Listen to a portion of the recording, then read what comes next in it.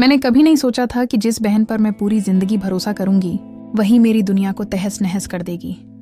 उसने मेरी बेटी को मुझसे छीन लिया, मेरे पति को मुझसे छीन लिया और मेरा घर, सारी मेहनत, मेरी पूरी जिंदगी उसने मेरे हाथों से छीन ली। लेकिन यही कहानी सिर्फ दर्द की नहीं है, ये कहानी है उस हिम्मत की, उस ताकत की और उस इंसानियत की जिसने मुझे टूटने के बाद भी उठकर खड़ा किया।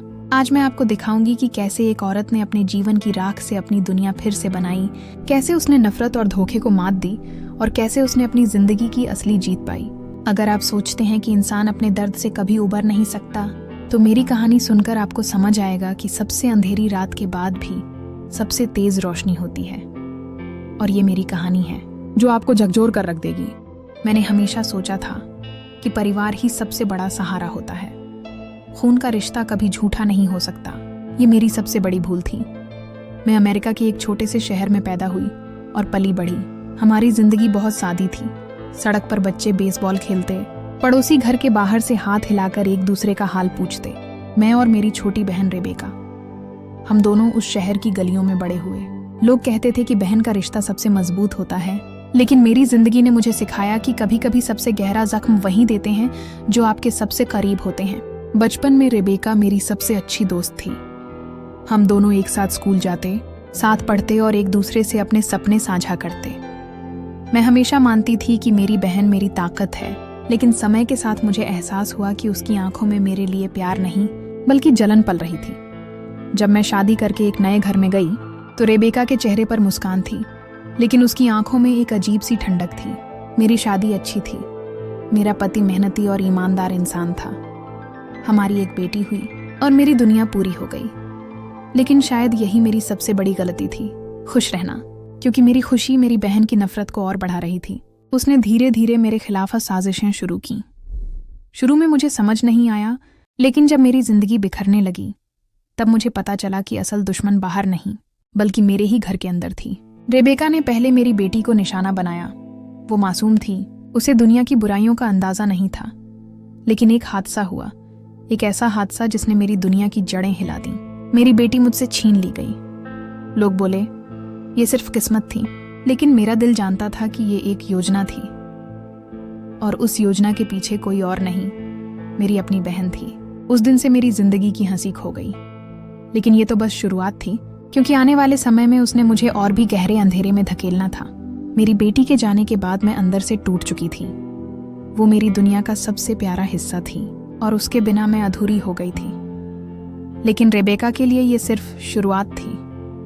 उसकी आंखों में मैंने वो संतोष देखा जैसे उसने कोई बड़ी जीत हासिल कर ली हो। मुझे समझ नहीं आता था कि कैसे कोई बहन इतनी नफरत से भरी हो सकती है। मेरे पति ने मुझे संभालने की कोशिश की। वो कहते थे हम एक दूसरे के लिए काफी हैं, हमें मजबूत रहना होगा। उनकी बातें मेरे टूटे दिल पर मरहम जैसी लगती थीं, लेकिन शायद किस्मत को भी ये मंजूर नहीं था कि मैं चैन से जी पाऊं। रेबेका ने मेरी जिंदगी को पूरी तरह बर्बाद करने की ठान ली थी। धीरे धीरे उसने मेरे पति को भी अपने जाल में फंसा लिया। वो चालाक थी, जानती थी कि कैसे किसी इंसान के दिमाग में शक के बीज बोए जाए। उसने मेरे पति के कानों में झर घोला, हमारे रिश्ते को तोड़ा और आखिरकार उसने उन्हें भी मुझसे छीन लिया। मेरे लिए ये दूसरा वार था, पहले बेटी अब पति, जैसे मेरी रूह को दो हिस्सों में बांट दिया गया हो। मैं चीख चीख कर पूछती रही, क्यों रेबेका, आखिर तू क्यों मेरे ही घर को उजाड़ रही है? लेकिन उसे कभी कोई जवाब देने की जरूरत नहीं लगी। उसकी खामोशी ही मेरी तबाही का सबूत थी। मेरे पड़ोसी और दोस्त कहते थे कि वक्त सब ठीक कर देगा, लेकिन मुझे लगता था कि वक्त मेरे लिए रुक गया है।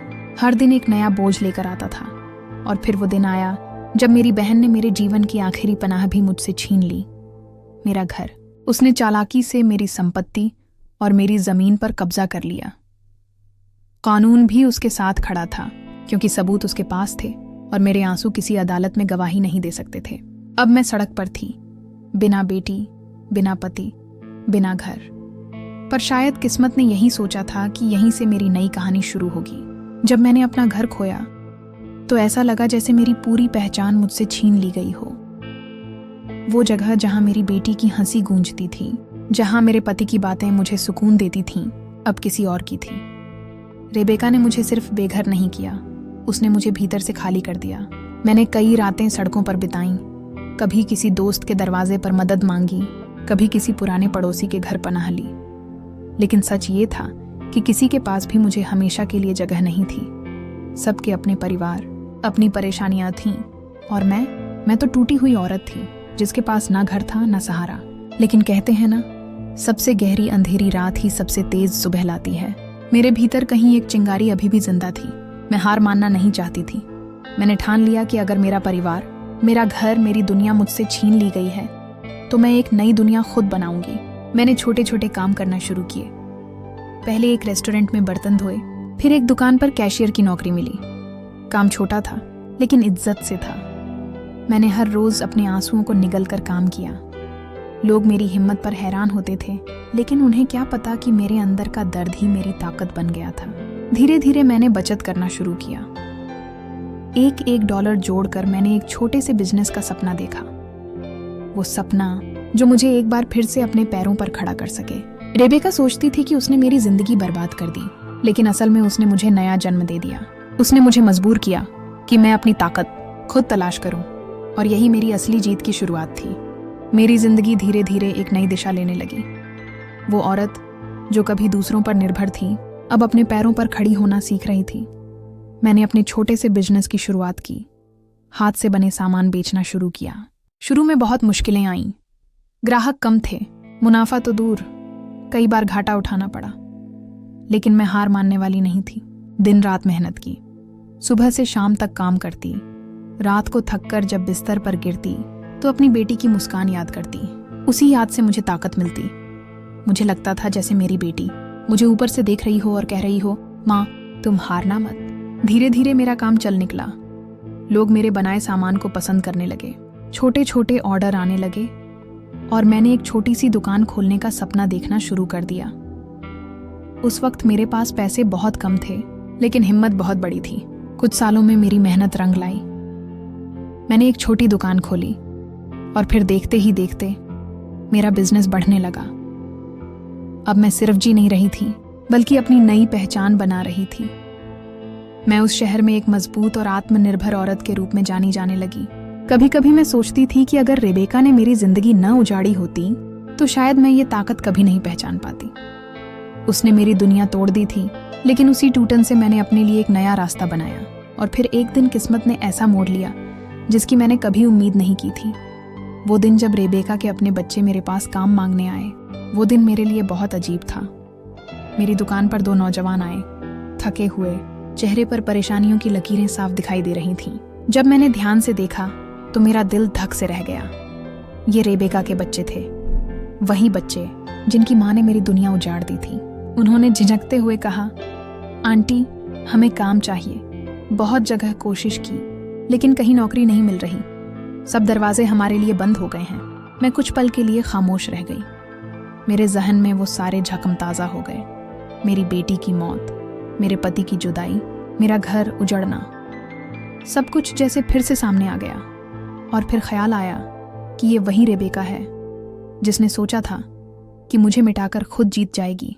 मेरे सामने 2 रास्ते थे, या तो मैं उसी नफरत के साथ जवाब दूं, या फिर उन्हें वो दूं जो मेरी बहन ने मुझसे छीन लिया था, ममता और इंसानियत। मैंने गहरी सांस ली और कहा, काम मिलेगा, लेकिन यहाँ मेहनत करनी होगी, ईमानदारी से। उनकी आंखों में चमक आ गई। शायद उन्होंने उम्मीद नहीं की थी कि मैं उन्हें अपनाऊंगी। उस दिन मुझे एहसास हुआ कि जीत का असली मतलब क्या है। रेबेका ने मुझसे सब कुछ छीन लिया था, लेकिन मैं अब भी इतना रखती थी कि दूसरों को देने की ताकत रखूं। उसने मेरी दौलत पर कब्जा किया था, लेकिन असली दौलत मेरे दिल में थी, मेरी इंसानियत। रेबेका के बच्चों को काम पर रखने के बाद मेरी जिंदगी में एक अजीब सी शांति आ गई। शुरू में लोग हैरान थे। कई लोगों ने कहा, तुम पागल हो गई हो क्या? जिनकी माँ ने तुम्हें बर्बाद किया, तुम उनके बच्चों की मदद कर रही हो? लेकिन मैं मुस्कुराकर जवाब देती, गलती बच्चों की नहीं है। नफरत अगर मैं भी पाल लूं तो फर्क ही क्या रह जाएगा मुझ में और रेबेका में। धीरे धीरे वो बच्चे मेरे काम में घुलने मिलने लगे। उन्होंने मेहनत करना सीखा, ग्राहकों से बातचीत करना सीखा, और सबसे बड़ी बात, उन्होंने इज्जत कमाना सीखा। मैं देखती थी कि कैसे उनकी आंखों में धीरे धीरे डर की जगह उम्मीद भर रही थी। कभी कभी उनकी बातों से मुझे एहसास होता था कि वो भी अपनी माँ के की पर शर्मिंदा हैं। वो कहते, आंटी हमें मालूम है कि माँ ने आपके साथ बहुत बुरा किया, अगर हो सके तो हमें माफ कर दीजिए। उनकी ये मासूमियत मेरे दिल को छू जाती। मैंने सोचा, रेबेका ने चाहे मेरी दुनिया उजाड़ दी हो, लेकिन शायद भगवान ने मुझे ये मौका इसलिए दिया कि मैं उसके बच्चों को नई राह दिखा सकूं। वो दिन मेरे लिए जीत का असली सबूत थे। मैं अकेली थी, टूटी थी, लेकिन मैंने अपनी राख से एक नई दुनिया बनाई और अब उसी दुनिया में उन्हीं हाथों को सहारा दिया जिनसे कभी मुझे गिराने की कोशिश हुई थी। रेबेका के बच्चों के साथ काम करते हुए मैंने अपने अंदर एक नया सुकून महसूस किया। जिन बच्चों को देखकर पहले मेरे जख्म हरे हो जाते थे, वही अब मेरी ताकत बन गए थे। दुकान पर उनकी मौजूदगी से काम और तेजी से बढ़ने लगा। ग्राहक भी उनकी मेहनत और ईमानदारी की तारीफ करने लगे। एक दिन मैंने देखा कि रेबेका खुद दुकान के बाहर खड़ी है। उसके चेहरे पर घमंड नहीं था, बल्कि थकान और पछतावे की लकीरें थीं। वो अंदर नहीं आई, बस दूर से अपने बच्चों को काम करते देखती रही। उस पल मेरे दिल में कई सवाल उठे। क्या उसे अब एहसास हो रहा है कि उसने क्या खोया, या फिर वो सिर्फ इस डर से परेशान है कि उसके बच्चे मुझसे जुड़ रहे हैं? मैंने उस दिन उसे कुछ नहीं कहा, बस मन ही मन सोचा कि इंसान चाहे कितनी भी चालाकी कर ले, सच और कर्म कभी छिपते नहीं। जिस बहन ने मुझे घर से निकाला था, आज वही मेरे दरवाजे पर खड़ी थी और उसके बच्चे मेरे सहारे से अपना भविष्य बना रहे थे। मेरे लिए ये पल सबसे बड़ी जीत थी। जीत इस बात की कि मैंने नफरत को अपने दिल पर हावी नहीं होने दिया। मैंने उन रिश्तों को भी अपनाया जिनसे मुझे सबसे गहरा दर्द मिला था, और यही इंसानियत की असली ताकत है। दिन बीतते गए और मेरा कारोबार अब सिर्फ दुकान तक सीमित नहीं रहा। मैंने और शाखाएं खोली और धीरे धीरे मैं अपने शहर में एक जानी मानी औरत बन गई। लोग मुझे इज्जत से देखते थे और मेरी कहानी से प्रेरणा लेते थे। रेबेका के बच्चे अब मेरे साथ परिवार जैसे हो गए थे। उन्होंने मेरी मेहनत और ईमानदारी से बहुत कुछ सीखा। कभी कभी मैं उनकी आंखों में वो प्यार देखती जो शायद उन्हें अपनी माँ से कभी नहीं मिला। ये प्यार मुझे तसल्ली देता था कि मैंने सही फैसला लिया। लेकिन हर बार जब मैं रेबेका को देखती, उसका चेहरा मुझे सोचने पर मजबूर कर देता। अब वो पहले जैसी ताकतवर औरत नहीं रही थी। उसकी आंखों में पछतावा साफ दिखता था। शायद उसे समझ आ चुका था कि उसने अपने लालच और नफरत में क्या क्या खो दिया। एक दिन वो हिम्मत करके मेरे सामने आई। उसकी आवाज भारी थी और चेहरा झुका हुआ। उसने कहा, बहन, मैंने तुम्हारे साथ बहुत बुरा किया। मैंने तुम्हें सब कुछ खोने पर मजबूर किया, लेकिन आज देखो, तुम्हारे पास सब कुछ है और मेरे पास कुछ नहीं। क्या तुम मुझे माफ कर सकती हो? उस पल मेरे दिल में तूफान उठ गया। सारी पुरानी यादें ताजा हो गईं। मेरी बेटी, मेरा पति, मेरा घर, सब कुछ खो देने का दर्द। लेकिन फिर मैंने अपने सामने खड़े उसके बच्चों को देखा, जो अब मेरी ताकत बन चुके थे। मैंने गहरी सांस ली और सिर्फ इतना कहा, रेबेका, मैंने तुम्हें कब का माफ कर दिया, लेकिन शायद तुम्हें अब खुद को माफ करना सीखना होगा। रेबेका मेरी बात सुनकर रो पड़ी। शायद उसने कभी सोचा भी नहीं था कि मैं उसे माफ कर दूंगी, लेकिन सच तो ये था कि मैं अपने दिल का बोझ बहुत पहले उतार चुकी थी। नफरत का बोझ इंसान को अंदर से खोखला कर देता है, और मैंने तय कर लिया था कि मुझे अब और टूटना नहीं है। उस दिन के बाद रेबेका ने कई बार कोशिश की कि वो मेरे करीब आ सके, लेकिन हमारे बीच की दूरी इतनी गहरी थी कि उसे मिटाना आसान नहीं था। मैं उससे नाराज नहीं थी, लेकिन उस भरोसे की दीवार कभी दोबारा खड़ी नहीं हो सकती थी।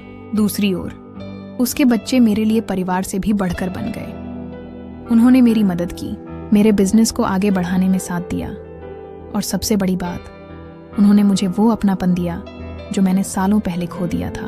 अब लोग मुझे देखकर कहते थे, ये वही औरत है जिसे उसकी अपनी बहन ने बर्बाद कर दिया था। लेकिन देखो, आज ये औरत कितनी मजबूत और सफल है। उनकी बातें सुनकर मुझे एहसास होता था कि मेरी जीत सिर्फ मेरे लिए नहीं है, बल्कि उन सबके लिए है जो जिंदगी में किसी बड़े धोखे से गुजरे हैं।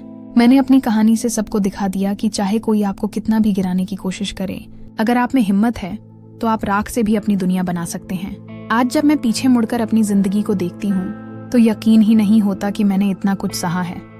एक बहन की जलन ने मेरी बेटी को मुझसे छीन लिया, मेरे पति को मुझसे छीन लिया, मेरा घर और मेरी जमीन तक छीन ली, लेकिन उसने मेरी हिम्मत नहीं तोड़ी। मैंने खाली हाथों से अपनी जिंदगी को दोबारा बनाया, मेहनत की, संघर्ष किया, और आज उसी मेहनत ने मुझे एक सफल और मजबूत औरत बना दिया। सबसे बड़ी बात, मैंने माफ करना सीख लिया।